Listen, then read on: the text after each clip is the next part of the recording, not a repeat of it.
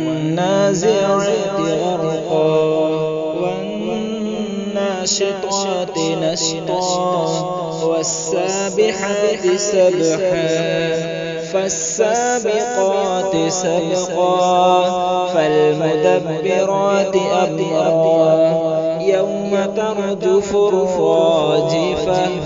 تتبعها الرادفة قلوب يومئذ واجفة أبصارها خاشعة يقولون أئنا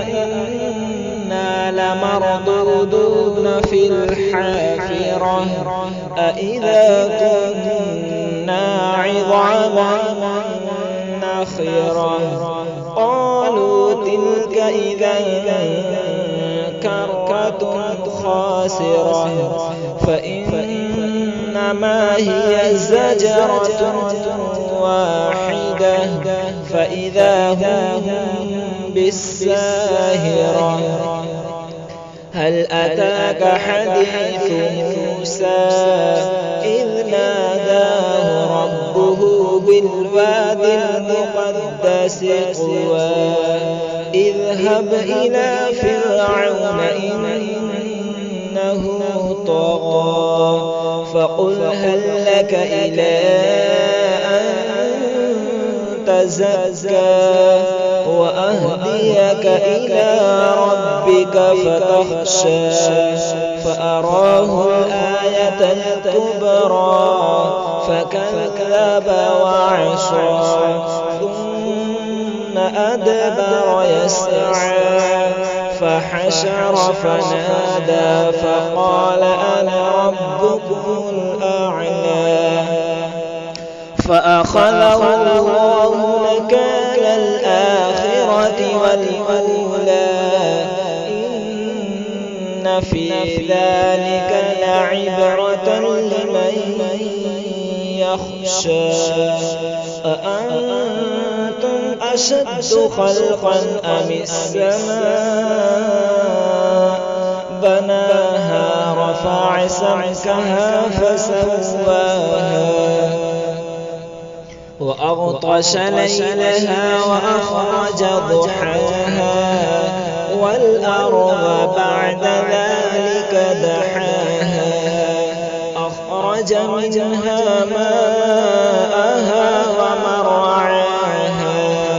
والجبال أرساها متاعا لكم ولأنعامكم فإذا جاءت الطامة الكبرى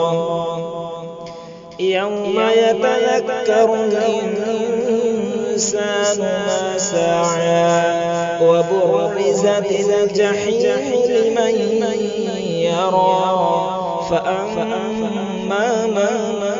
طغى وآثر الحياة الدنيا فإن الجحيم هي المأوى وأما من خاف مقام ربه ونهى النفس عن الهوى فإن الجنة هي المأوى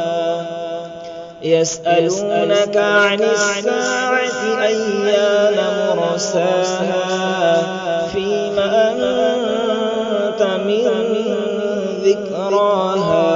إلى ربك منتهاها